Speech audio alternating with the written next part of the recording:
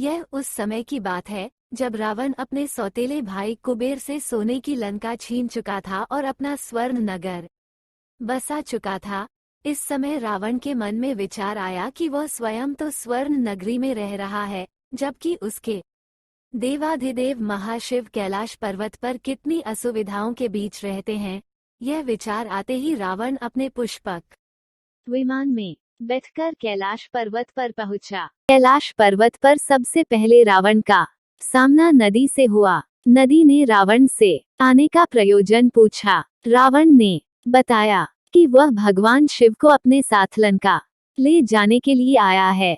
नदी ने कहा कि भगवान को कैलाश परम प्रिय है और वे रावण के साथ कभी नहीं जाएंगे।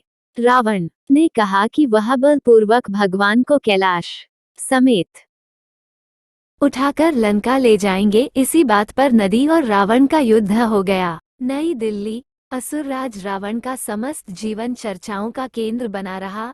अपरिमित गुणों का स्वामी रावण बल, ज्ञान, भक्ति सब में अतुलनीय था। संसार रावण को सदा उसकी बुराइयों के लिए याद करता है, किंतु रावण की भक्ति और ज्ञान की गहराई इतनी थी जिसकी थाह पाना असंभव था। स्वयं महाशिव इसके साक्षी हैं, क्योंकि रावण उनका परम भक्त था। रावण ने जिस परिमाण में भगवान शंकर की भक्ति की, अपने अतुल्य तप से जिस प्रकार उनको प्रसन्न कर अपना बना लिया, उसकी बराबरी संसार में शायद ही कोई कर पाया हो।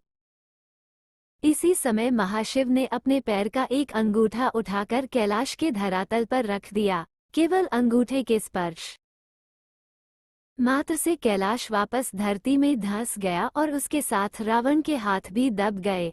रावण समझ गया कि महाशिव उससे अप्रसन्न हो गए हैं। उसने तुरंत ही शिव को प्रसन्न करने के लिए क्षण मात्र में रुद्राष्टक की रचना कर डाली और उच्च स्वर में उसका पाठ करने लगा। रावण की भक्ति से शिव जी अति प्रसन्न हुए और आशीर्वाद देकर उसे लंका वापस भेज दिया।